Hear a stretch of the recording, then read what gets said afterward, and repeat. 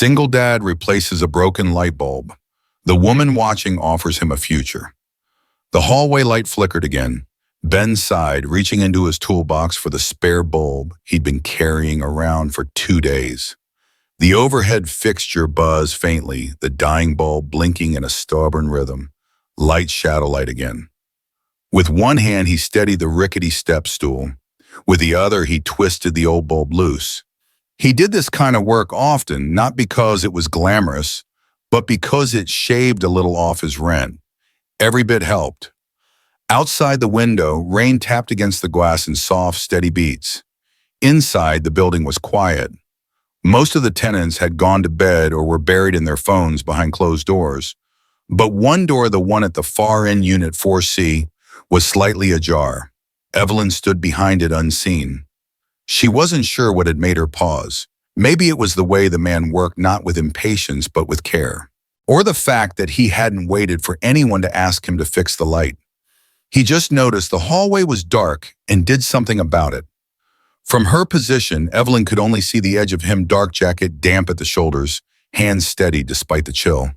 He hummed faintly under his breath. It wasn't a song she recognized, but it wasn't sad either. It was quiet, honest. The new bulb slid into place with a soft click. Warm light filled the hallway once more. Ben stepped down slowly, checked his footing, and packed up his tools. Just before he turned, Evelyn gently shut her door, the click of the latch soft as a breath. He didn't know she was watching, and she didn't yet know why she couldn't stop. The mornings always started the same. A knock on his door, a voice asking, "Ben, you around?" followed by some variation of a home emergency, a leaky faucet, a jammed window, a bathroom fan making noises like it's chewing rocks. Ben never said no. He moved through the building with a quiet kind of purpose, his old tool belt slung low on his hips, and his eyes always a little tired. But he smiled. Always. Not the fake kind. The kind that said, "I'm doing my best," and meant it. The tenants appreciated him. Mrs. Doyle on the 3rd floor gave him cinnamon rolls when he fixed a radiator. The college kid in 2B once left a latte balanced on his toolbox. And someone no one ever confessed kept sneaking little potted plants outside his door. But the best gifts came from Mia. Every day, the 6-year-old left a new drawing in his toolbox. Crayon masterpieces on scrap paper, stick figures holding hands, flowers with too many petals, suns with smiling faces. Today's picture was of their tiny kitchen, with a light bulb overhead and the words, "My dad is strong." Ben tucked it into his pocket with care, smoothing out the creases. When he looked up, a couple was arguing in hushed tones down the hall. Another tenant struggled with a bag of groceries. Life didn't pause. It never did. But Ben didn't expect it to. He just kept moving, one job at a time. And from behind her door, Evelyn watched again. Every tenant knew Ben, but none of them really saw him, not the way she was starting to. Her name, according to the mailbox label taped crookedly to the metal slot, was E. Hart. That was all most people knew. Evelyn had moved into 4C 3 weeks ago, rolling a single suitcase and carrying herself with the kind of polished stillness that didn't match the faded carpet or creaky elevators of the building. No one saw her come or go often. She paid rent early. She didn't gossip. She didn't attend the monthly tenant potluck. And she kept her door open, only a crack, just enough to observe. She'd built her entire life on observation in boardrooms, in negotiations and press releases with too many smiling men. And now she watched Ben. At first, it was idle curiosity. The building's handyman, another single dad trying to make ends meet. But the more she watched, the more it shifted into something deeper. Ben wasn't just fixing things. He was noticing things. When a tenant's shoes were too worn, he quietly added a doormat. When a baby cried through the night in 3A, he brought soundproofing foam to the hallway. He never asked for anything. Never stayed long, but he made things better. So when her bedside lamp began to flicker, the one she used to read the same dog-eared novel every night, she paused at the thought of calling maintenance. Instead, she stepped into the hallway and called softly, Ben? He turned a little surprised to hear her voice for the first time.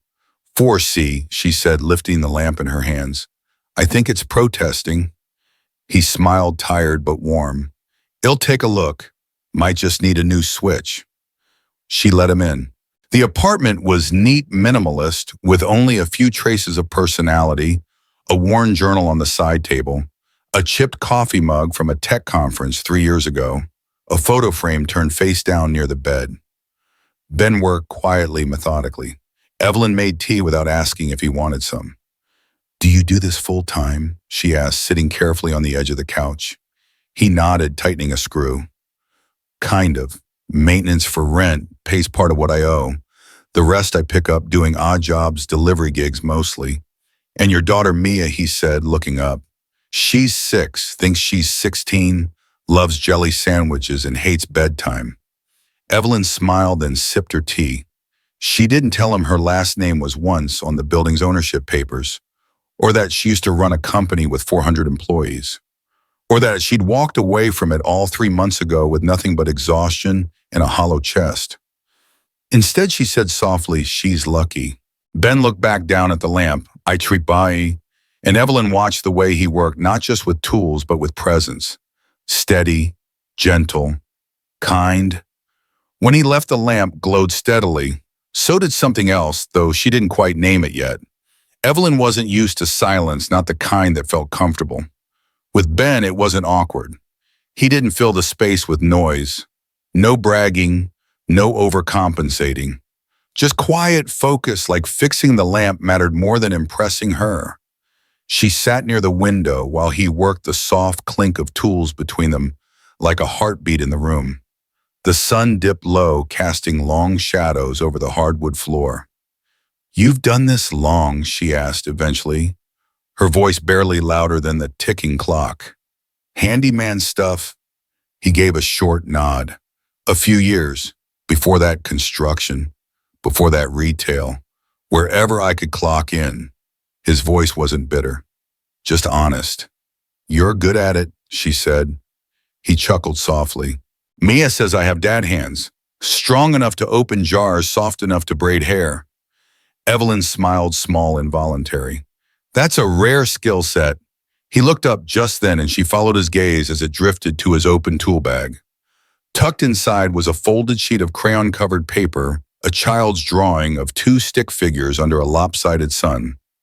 One had a bright yellow smile. The other had messy brown scribbles for hair. Your daughter's an artist.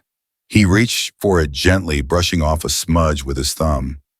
She draws us everywhere we go, says we're the adventure team.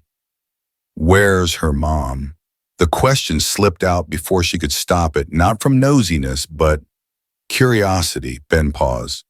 Not tense, just still. She passed when Mia was 3. Car accident. Evelyn didn't say I'm sorry. The words felt small, too worn. Instead, she let the silence speak soft, respectful. He didn't seem to mind. When he finished fixing the lamp, the room glowed again, warm and golden. Should be good now? He said, standing and gathering his tools. Evelyn walked him to the door. Her fingers rested for a moment on the edge of it, not yet ready to close it behind him. Thank you, she said. He tipped his head. Anytime. As he walked down the hallway, she leaned in the doorway a moment longer, watching him disappear around the corner. Inside her chest, something shifted, quiet and unexpected.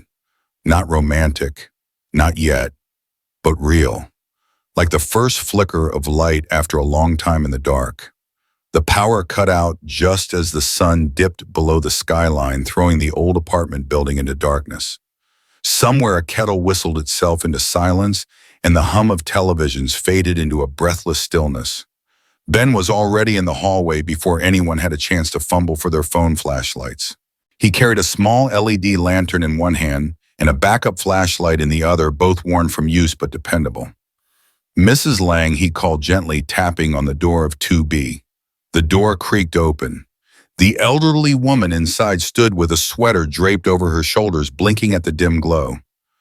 I'm all right, dear, she said, though her voice trembled a little. I was just about to make some tea. Let's get you settled with a flashlight. Ben said.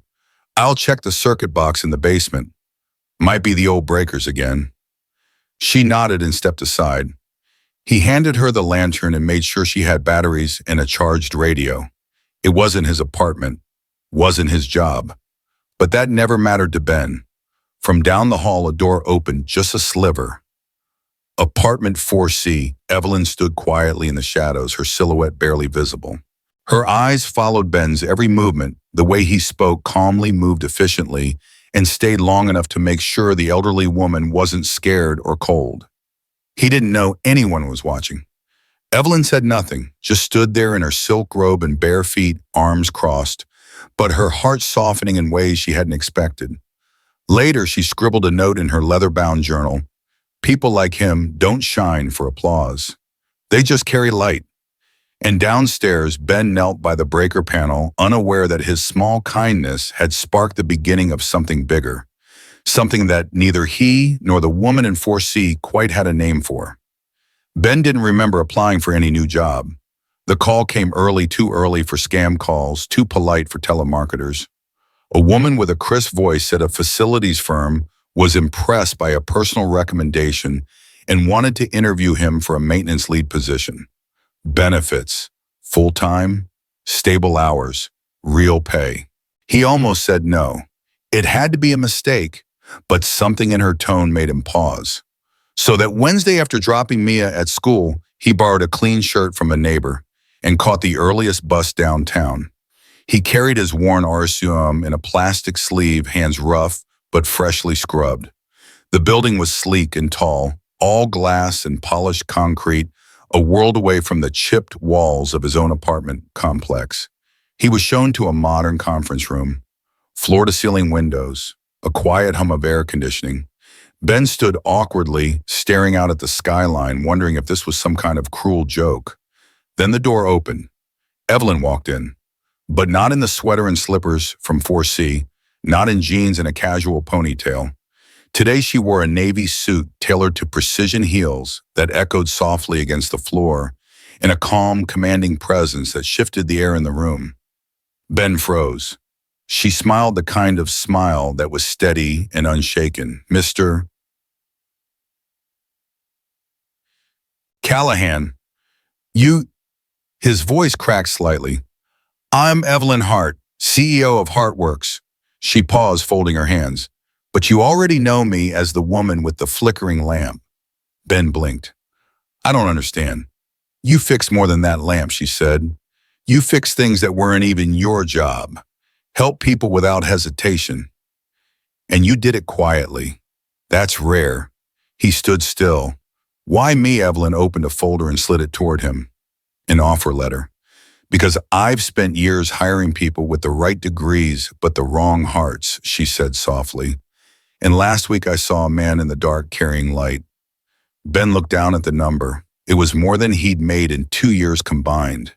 Health insurance, paid leave, a future. For you, she said, and for Mia. He swallowed hard, unsure if it was pride or disbelief catching in his throat. Take your time, she added, gently standing. But I hope you say yes. Some people build empires with money. Others with integrity. And just like that, she left, heels tapping a quiet rhythm on the tile. Ben sat in the silence, letter in hand, heart pounding, life tilting. Somewhere maybe the light was finally turning on. Ben stood outside their apartment door, fingers tracing the edge of the offer letter folded deep in his coat pocket. The hallway light above flickered, the same one he'd fixed last week. Everything felt familiar, but something in him had shifted. Inside, Mia sat cross-legged on the floor coloring. Her backpack spilled crayons and construction paper across the carpet. She looked up as he walked in. Hi, Daddy, I made you a lion. She held up a bold orange sketch, lopsided but fearless. Ben smiled and crouched beside her. Thanks, baby. He looked strong. So do you, she said without thinking, and went back to coloring. He sat down on the couch, the silence between them growing heavy. Mia, sensing something, crawled into his lap like she used to when she was smaller. I had a meeting today, he began. With someone important, she asked, eyes wide. Ben nodded slowly. A lady I helped turns out she's not just nice. She runs a company. She offered me a new job. Mia tilted her head. Will you take it? Ben hesitated. It's a big step. More money, better hours. But I don't know. I didn't ask for it. Feels strange. She rested her cheek on his chest. Is it a good job? Yeah. Will you be home more? He took a long breath. Yes, I think so. Mia's voice was quiet. Then I hope you say yes. I want you to come to my school play this time, Daddy. Those words pierced deeper than any salary figure could. He remembered the last play, the empty seat he left, the way her classmates had beamed at their parents while she scanned the crowd for someone who didn't come. She'd never complained. Ben held her tighter.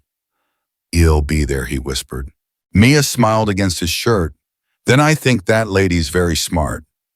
That night after she fell asleep with her lion drawing by her pillow, Ben sat at the table and signed the offer letter with the borrowed pen.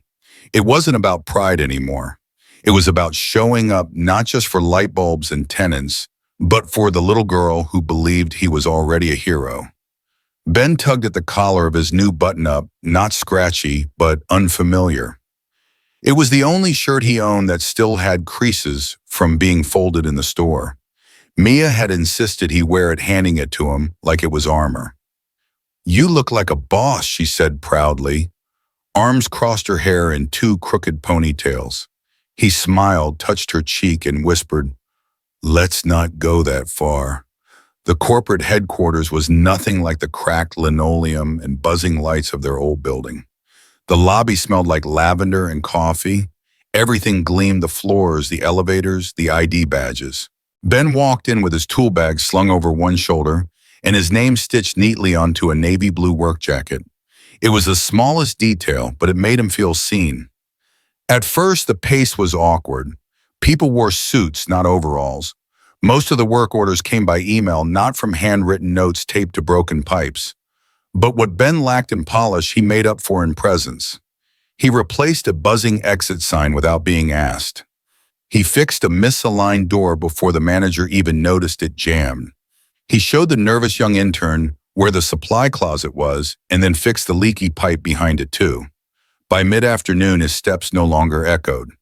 During his break, he sat on a bench outside the building, unwrapping the sandwich Mia had packed for him, a bit squashed the way he liked it. Inside the brown paper bag, folded neatly between the napkin and the juice box, was a new drawing.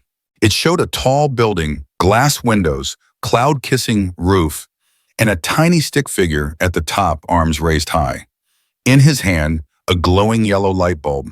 At the bottom in crayon, My daddy makes things bright. Ben stared at the paper for a long moment, the noise of the city dimming around him.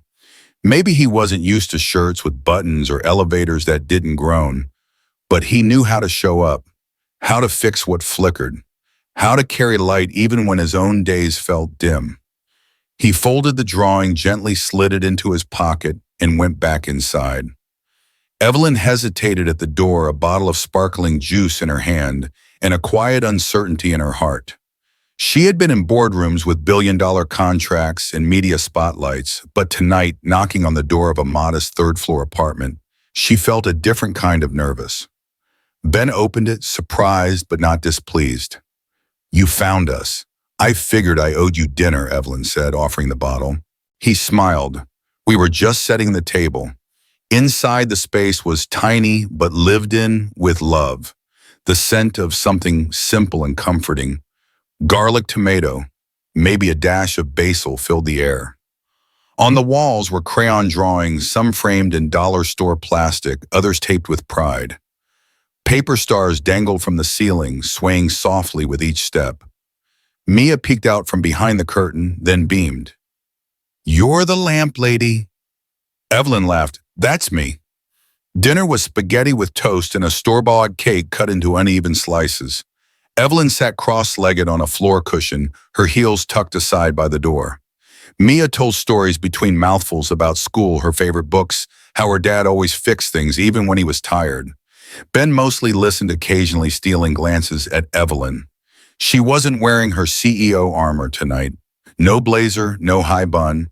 Just a woman folding a paper napkin in her lap and laughing at Mia's knock-knock jokes. After dinner, Evelyn helped dry the dishes. She's amazing, she said softly.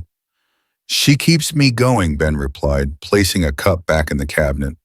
Some days I feel like I've got nothing to give, but she never notices. Evelyn paused. She notices the right things. Before she left, Mia handed her a small drawing. 3 stick figures standing under a string of stars. That's you, she said, pointing to the one with the tallest shoes. Evelyn knelt. Thank you. I've never looked better. She walked home slower than usual that night, not because her heels pinched, but because something unfamiliar had taken root inside her. Something like belonging. Ben stood in the hallway of the corporate building, staring up at the dim bulb near the emergency exit. It wasn't flickering anymore, just dull, like it had given up halfway. He'd replaced it twice already, but something about it didn't sit right. Still bothering you, came a voice behind him. He turned. Evelyn, in a charcoal suit and low heels, holding a tablet under one arm, was watching him with curiosity. Ben gave a sheepish smile. Yeah, I know it's just a light, but every time I walk by here, I feel like it's trying to say something. She leaned against the wall, studying him. What's it saying? That someone might be afraid to walk here alone, Ben said after a pause. That someone could get off the elevator late carrying groceries or half asleep and wonder why this stretch is so dim. Light matters. It's not about the bulb. It's about people feeling safe. Evelyn looked at him a long moment, not with the kind of look CEOs usually gave maintenance staff, but with something deeper. Thoughtfulness. Respect. No one's ever said it like that, she murmured. Ben shrugged. Guess I've spent too much time fixing things not just because they're broken, but because someone might need them working. She smiled. Then maybe we've been fixing the wrong things. That night, the hallway glowed a little brighter, not just because the light bulb was finally replaced with the right kind, but because someone finally understood why it mattered. The office was quiet when Evelyn asked Ben to meet her.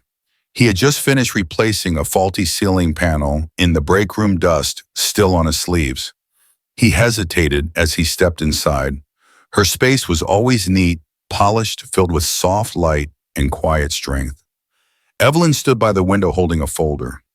She turned her expression unreadable at first, then softened as she spoke. Ben, she said gently, I want to offer you something. He blinked. Something broken. She smiled. Not this time. Something new. She handed him the folder. Inside were plans, blueprints, contracts, staffing charts for a new outreach center her company was building in a part of the city that had long been forgotten. And you want me to fix it? He asked, brow furrowed. I want you to run it, Evelyn said simply. Ben froze. Run it, you've seen what it means to struggle. You've raised a daughter with more love than most kids will ever know. And you don't just fix what's broken, you notice what's needed. You care. That's leadership, Ben. He looked down at the folder, then up at her, his voice quieter than before. But you're not just anything, she cut in gently. You're the reason I believe this center can work. You're not fixing things anymore. You're building futures. Ben's throat tightened, his fingers curled around the folder. Does it come with time off to watch school plays? He asked, his voice breaking into a smile. Evelyn laughed. As much as you need. And for the first time in a long while, Ben didn't feel like a man just getting by. He felt like a man being trusted with something that mattered. The new outreach center bustled with opening day energy balloons tied to railings, welcome signs and hand-drawn script, the smell of fresh paint still lingering in the air. Ben stood near the back of the room, dressed in a button-down shirt that still felt too stiff on his shoulders, hands fidgeting in his pockets. Beside him, Mia clutched a note card, nervously shifting from foot to foot. You sure you want to do this? He whispered. She nodded. You said be brave. I want to be brave like you. Ben blinked back emotion, gave her hand a squeeze and let go as she walked to the front. Evelyn, standing near the podium, smiled and stepped aside to let Mia take the microphone. The room quieted, curious donors, neighbors, staff, and volunteers all watching the tiny girl with the big eyes and ponytail. She unfolded the card and began, "My dad changes light bulbs, but really he changes days. He makes our hallway bright and helps people feel okay. He taught me not to give up even when things are hard. And when I leave drawings in his toolbox, he says they're better than stars." She paused. The silence in the room deepened. "So if you see him with a wrench or wiping dust away, just remember, he doesn't just fix things. He helps the world work better every day." When she finished, the room was still for a heartbeat, then applause. Warm, rising, heartfelt. Ben didn't move. Couldn't. Evelyn turned to him, eyes glassy. "She's right," she whispered. Ben just nodded, his heart too full to speak. The sun had dipped low behind the city skyline, casting golden streaks through the tall windows of the Outreach Center's upper floor lounge. The grand opening was over. Balloons deflated slightly. Volunteers laughed somewhere in the kitchen. And the building, the one Ben had helped prepare, paint, and polish, felt like it was breathing for the first time. Ben stood by the window looking out over the courtyard below, where Mia chased bubbles with other kids. His tie was loosened and his shoulders for once weren't tense. Evelyn approached quietly, holding 2 mugs of tea. She offered one without speaking, and he took it with a soft thanks. They stood in silence for a while. "She's special," Evelyn finally said. "Mia." Ben smiled, eyes still on the courtyard. "She's everything." Evelyn turned to face him.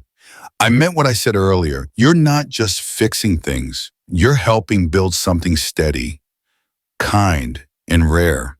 Ben looked at her, then wary but open. "What are you really saying?" She hesitated, not from doubt but from care. "I want this to be permanent. The center. Your role here. But also," her voice softened, "I don't want to pretend this is just professional anymore." Ben stiffened slightly. She clarified gently, "I'm not proposing anything romantic, not unless that's what you want someday. But I'm offering something else. A shared future, built slowly, with trust, no charity, just choice." Ben stared at his tea, then at her. "You're saying we keep showing up," he said. Evelyn nodded. "Exactly." He let the words settle. Then quietly, "That sounds like the kind of future worth building," she smiled. Not a grand sweeping grin, just something honest and hopeful. And outside the window, Mia laughed in the light as bubbles floated skyward and didn't burst. The hallway was quiet, just the faint hum of evening settling in. Ben stood on a stepladder, arm outstretched as he twisted a new bulb into place. The old one had flickered for days, stubborn and dim, a small thing maybe, but to him, light had always meant something more. He tightened the bulb and flicked the switch. A soft glow bathed the hallway, steady, warm. At that exact moment, little feet echoed down the corridor. "Mia, no running." Ben called out, half laughing, half warning. But she was already there, arms outstretched, launching into a hug. "I found the art room. Miss Evelyn says I can paint after homework." Ben caught her with one arm, still holding the screwdriver in the other. "Sounds like someone's settling in." "Feels like home," Mia said, muffled against his chest. He glanced toward the doorway, and there she was. Evelyn leaned against the frame, coffee in hand, hair tucked loosely behind one ear. Not the CEO in heels today, just Evelyn, soft smile, quiet eyes. "Everything working?" she asked. He nodded. "For now. You're always checking on the lights." "They matter," he said, simply stepping down from the ladder. "Lights mean people feel safe, seen." Evelyn looked at him for a moment, not just at him, into him. "Funny, I used to think light came from titles and glass buildings, but maybe it's just this." She looked at Mia, then back to Ben. "This hallway, this center, it works because of the way you show up every day." Ben shrugged, bashful. "Just doing the job." Evelyn reached out, took the screwdriver from his hand. "You're not just fixing things, Ben. You're building something. So are we." Mia skipped ahead, chasing the shadows of her own feet. And Ben, the man who once only fixed what was broken, stood beside a woman who had once been too guarded to let anyone in. Now there was laughter echoing off the walls, paper stars drawn by children taped to the windows, coffee mugs left by the front desk half full and warm, and in the center of it all, a single light glowing strong, not perfect, but steady and finally shared.